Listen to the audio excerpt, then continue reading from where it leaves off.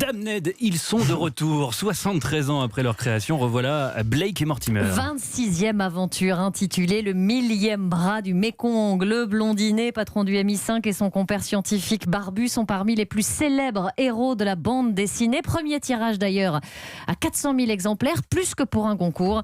Thierry Geffrotin l'a lu pour Europe 1. De l'histoire avec un grand H, du fantastique, de la science-fiction, cette nouvelle aventure de Blake et Mortimer réussit le tour de force de mêler habilement tous ces ingrédients, ce qui n'allait pas de soi. L'histoire en 2 mots, nous sommes en 1949. Les 2 héros doivent sauver Hong Kong, à leur colonie britannique, des attaques d'un des derniers seigneurs de la guerre chinois. Il leur faut aussi récupérer un document historique qui va changer le cours de l'histoire de la Chine. Blake et Mortimer en Chine, voilà une idée très originale. Yves Sante est le scénariste du millième bras du Mékong. Aller en Chine était quelque chose que je trouvais très intéressant, d'abord parce que les personnages de Jacobs n'y sont jamais allés, qu'effectivement Hong Kong est encore une colonie britannique, donc ça donnait des bonnes raisons aux 2 personnages de s'y rendre. Proposer un peu d'exotisme aux yeux du lecteur est une bonne chose aussi. De l'exotisme, il y en a à foison dans cette aventure qui se déroule dans la Chine profonde. De l'exotisme et du fantastique, entre des pandas très agressifs, des moustiques tueurs et des dragons qui se nourrissent d'une mystérieuse perle de vie,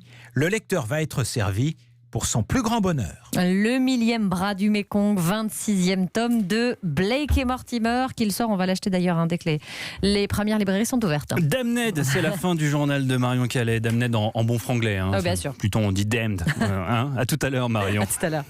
Europe 1.